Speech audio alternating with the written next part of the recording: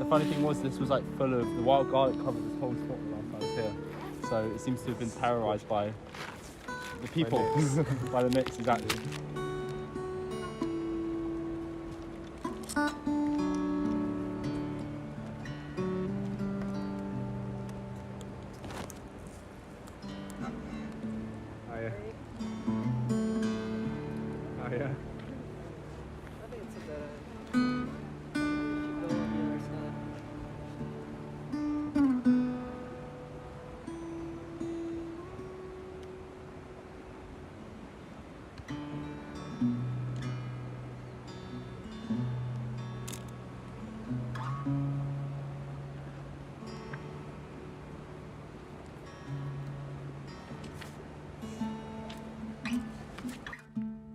It just felt quite out of context. Well, I just think this is because I was thinking about things like just before this, and I was like, honestly, there's so little to like. I feel like trying to get out in nature in the city is like, I don't know, it's always grasping at straws. Yeah. You know what I mean? But you do quite you've been on proper hikes before, right? Yeah, and that's what it is to me, like getting out there. Yeah. If I go for a hike, I'm going for more than exercise. I wouldn't say like I was gonna say like that's some soul searching shit, but that sounds a bit too like active and thoughtful. But like it is literally like healing for me. I feel like I have to, like quite often I feel like I have to endure the city, and then I get out there and things just get easier.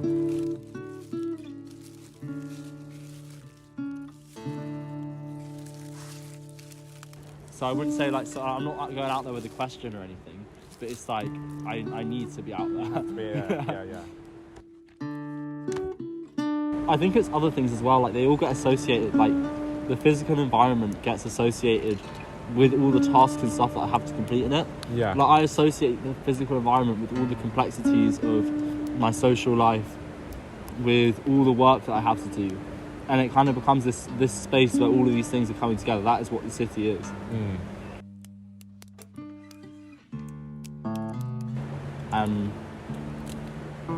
Yeah. And that's why I think getting out is more than just like greenery. Definitely. Yeah.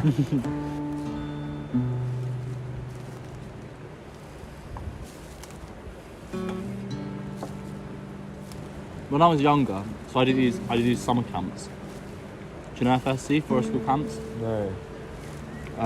Basically it's this like organisation that works with children, and it's like founded in Woodcraft values and stuff. And I was a child on it. And then they do this, and they bring it, and the idea behind it is they get a lot of city kids, and they like bring them out of the city to do these things. And we do this 3-day hike, and that was just mind blowing for me as a kid. Like, what the fuck are we doing? You know what I mean? Like my feet hurt. Like this is not. You know what I mean? If it starts hurting, you get the bus. Yeah. You know? And also like it's about like a week into this summer camp. You're like beginning to make friends with people, but you're not properly friends with them. And you plan this trip together, and then you go out on it, and then you start walking, and all of a sudden it's so much easier to talk to people because you're doing this. You know, the record's playing, you're doing this task. And those days, I couldn't give you like a specific memory. It's like flashes of memories, but it was just like, I think that is a walk that was particularly special to me.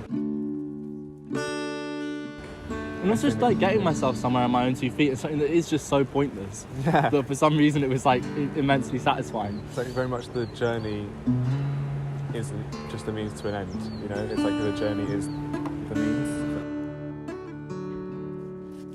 For me, like walking has been in my life so much not a solo thing. It's been me with this group of people, and that becomes the world. And I think that's it's so difficult for me to separate it from that.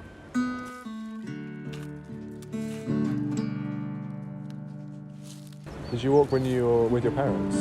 Or No, funny yourself? enough, I didn't do much stuff with my family. It's always been like with friends and stuff. Yeah. I've been really admiring trees over the past couple of weeks, but I couldn't tell you anything about anything. I was going to say, could you tell me about any of these No, trees? my mate's a tree surgeon, and he could. But alas, I am not him.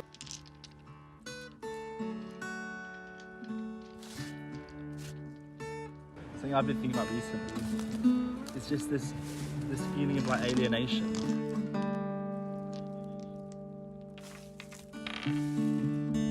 Like alienation from life. That comes and goes. And I think that that getting in touch with your surroundings a bit more and like what's actually going on with them and other life on this planet is not like, you know, I'm going to talk about 7 different things at once. No, sometimes my flow gets a bit.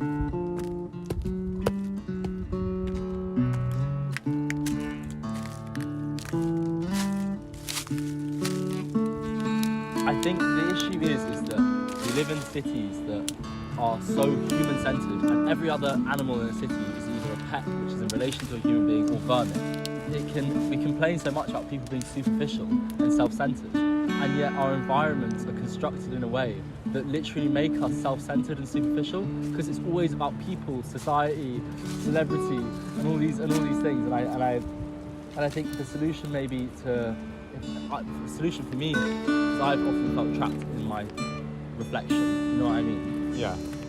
Rather than like being self-critical about being self-obsessed, it's just to try and get to know my environment a bit more and actually develop an understanding of the world that doesn't put me at the centre. I think that's why it's sometimes nice to learn a bit more about things.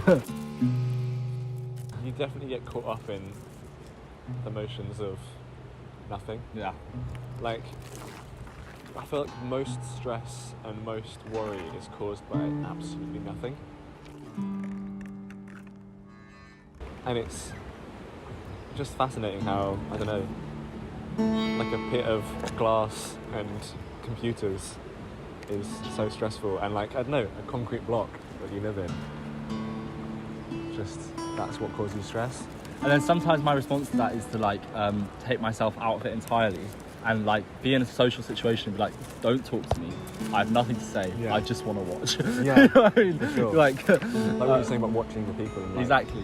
But then in the end that's also like not necessarily the truth of it either, because you know you have to accept the fact that you exist.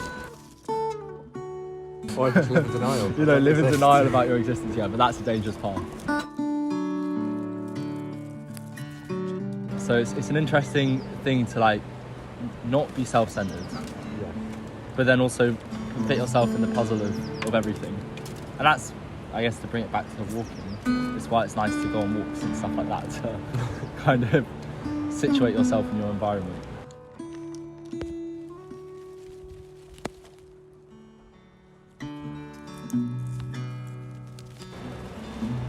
That's the crazy thing, because that's what I was writing about when I was on the hill, is that like I sat there, looked over the uni, looked over Kelvin Grove Park, and I just saw like, I saw so many things in there. I saw this like this place that I'd spent this last term, which enclosed within it was so much memories of significance that are going to shape me.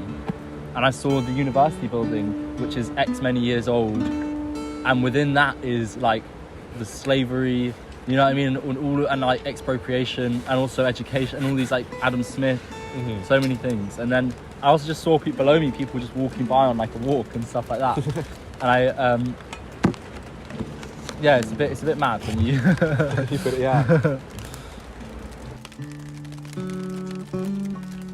This is what I find so again, like for me, walking is about escapism and getting out. It's not just about the walk itself isn't so significant to me. It's about place. And for me, this is why getting out of the city is so important, because the city is so overwhelming, because everything has meaning in the city, and it's like and it's just so intense, and I think it can drive me into inertia sometimes. And I think getting out and going to a place which just its environment that makes sense. There's no like there's complexity in the in ecosystems and stuff, but like I think it is like it's a lot easier for me to like come to terms with what's going on around me when I'm in there, and I can like relax when I do that.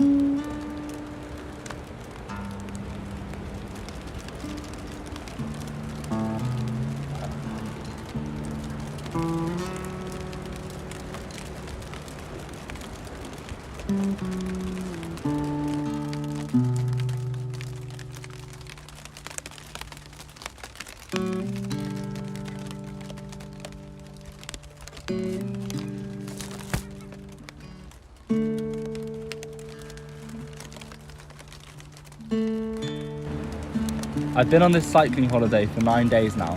A lot has happened. Arriving in Var, we rented a boat and did cliff jumping. In Dubrovnik, we did our first 25% hill, and when on the road to Montenegro, we went to a vineyard and bought a white and a red. The red was better, the white was bitter. Our first mountain was climbing out of Kotor Bay. It was very difficult, but it boosted confidence for the rest of the hills. It was a while ago, so I don't think too much about it. We went to Montenegro, Albania border, climbing through the mountains, but we were fucking turned back. Feeling drained, we cycled back down to a half-built house on the river where we'd spent the afternoon. We were getting weird looks from the fishermen, and as we were setting up camp on the roof, aware of the owner of the property came over. Luckily, Anton spoke Albanian to him and got permission for us to stay. As the night went on, the wind got worse and people kept walking past, so we decided to sleep downstairs. The morning after, at 4 AM, we rose groggily and headed to the motherland. Upon arrival, we received high fives from border security instead of arrival stamps. A stamp would have been nice. Here some problems started. With the sun beginning to scorch, Leo's front derailleur came loose and we discovered that it was close to snapping. With little else to do, we moved up to the mountains. Then shit got real.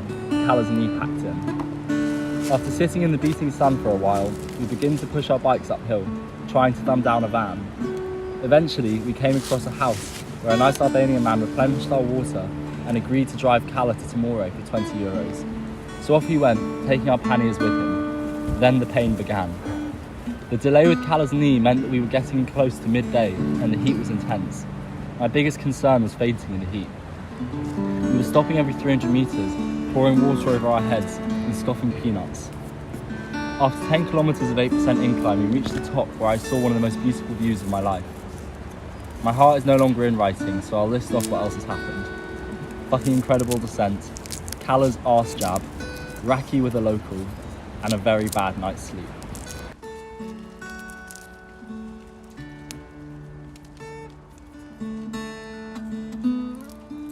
So just putting the context of all the stuff we've been talking about, like, I think in this whole, like, in all of the difficulties that I've faced on a day-to-day, like, I think doing activities and moving in the environment and pushing myself within my environment and like being in this flow state is this perfect feeling of not necessarily annihilating the self and removing the self, because you're very much alive and active, but also it's like a very visceral feeling of being in balance and present in your environment. So it's like this perfect feeling of like things making sense. You know exactly what's going on. Yeah. You know exactly how hard you're working to go up this hill. You know exactly what you're doing because you're completing this task, and you completely understand the environment you're in because you're interacting with it. And I think that is like, that for me is that's I guess what I'm trying to capture and stuff like that. Yeah. That feeling of being alive.